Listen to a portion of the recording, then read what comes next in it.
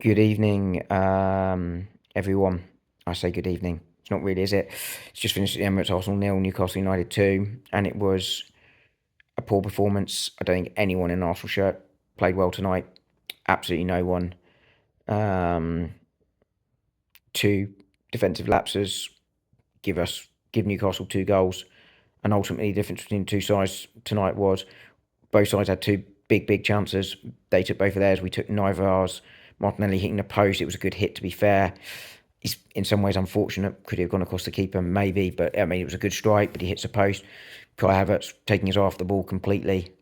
At the other end, Isak scoring, Odegaard switching off. And then for the second, Miles Lewis-Skelly not tight enough. Ball breaks into the middle to Isak. He managed to find his way across to Anthony Gordon during Timber not tight enough. It's 2-0 and it was game over, and you just knew at that point the game was done. If in some ways it's been the story of recent weeks from Arsenal going forward. Too slow, too ponderous, too predictable. If you're going to beat Newcastle United, one of the best sides, particularly when they've got a lead to defend and they drop back into that low block, something Arsenal consistently struggle to defend, to break down, sorry. The way to beat them isn't to cross the ball constantly. They're too good in the air for that, and we're not good enough in the air in terms of the centre forward position. We've got midfielders like Moreno, who wasn't on the pitch tonight, or Rice that can get in on that. But, scoring that way isn't necessarily our strength unless it's from a set piece. And Botman and Burn are two of the best in the business at dealing with it, and they did it all night long. Ultimately, tonight, Arsenal had to, at the very least, hold Newcastle to a draw, but they really needed a lead take back to St James's Park, and I don't think many Arsenal fans and many people in football will think anything other than the fact that Newcastle have one foot in the final after tonight. They won that 2-0 away from home and are so good at home that I think it looks like 4 potential competitions is now down to 3. The league is looking difficult right now because we're drawing too many games, and Liverpool, they still look vulnerable at the back, and I still think a Mo Salah injury could derail their season, but they've still got a significant lead. It's difficult to find the positives because there aren't many tonight.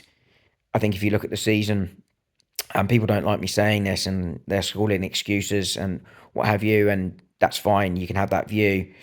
I think they are legitimate reasons why Arsenal have struggled at times this season. I think there have been decisions that have gone against us that, they will happen in the course of a season, but they normally even themselves out. So far, I don't think they have. Maybe they will over the second half. I think injuries have been up there, and like with Manchester City, I think they have been a factor this season for both sides. I think they really, really have. And I think, they are factors. But tonight, I don't think there can be any excuses tonight for Mikel Arteta. I think he probably put out close to our strongest lineup tonight.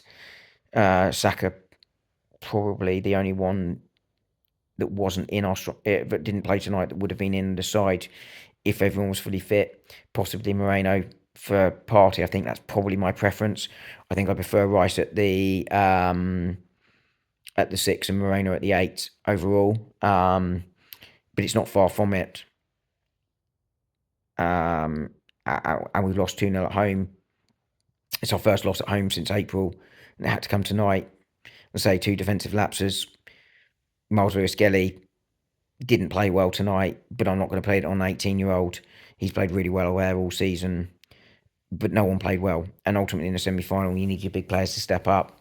And this was a real chance at silverware. I mean, in theory, there's still a chance as a second leg, but as I said earlier, I don't think many people believe it. And as I've probably said already, it was too slow, too ponderous, too predictable. And if you're too slow, too ponderous, too predictable, a side with the ability of Newcastle will hurt you, and they did. Where does it leave Arsenal? It leaves Arsenal and Arteta under a lot of pressure, doesn't it?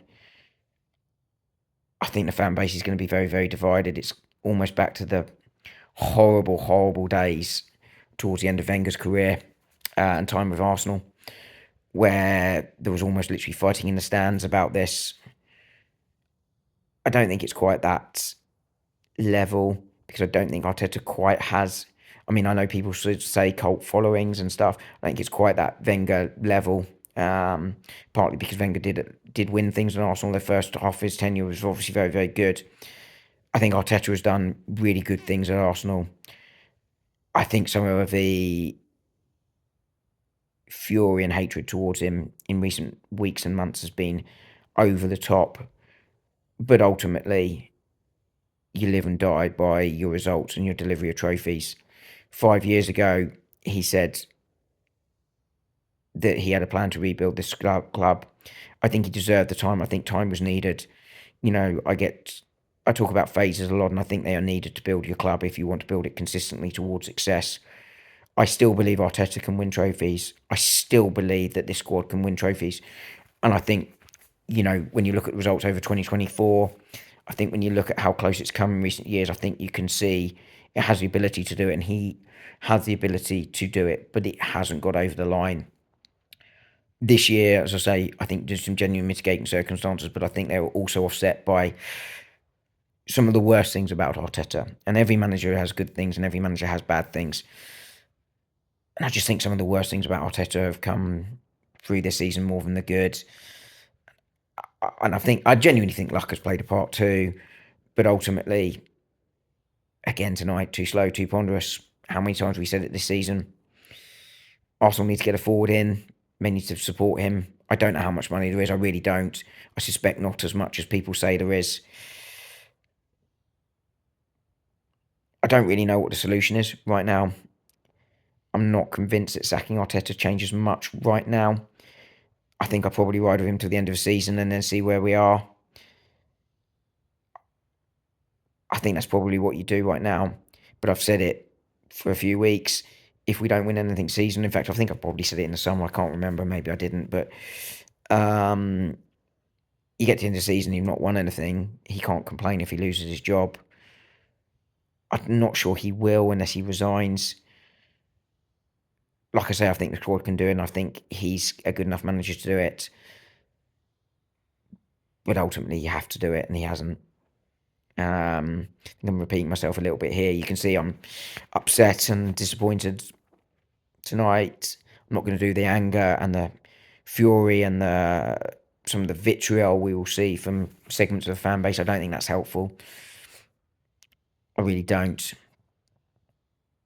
But yeah, it's incredibly disappointing. And we've got to pick ourselves up ahead of United at the weekend, and that's a must-win game. And it's going to be very, very hard right now to see how we win that game. Even when United are as poor as they are, and they will come into it on the back of a week's rest as well. So, yeah, it's not ideal. It's not been a fun night. I think I'll leave it there, guys. I will speak to you soon. Yeah, very disappointing. Speak to you soon. Bye.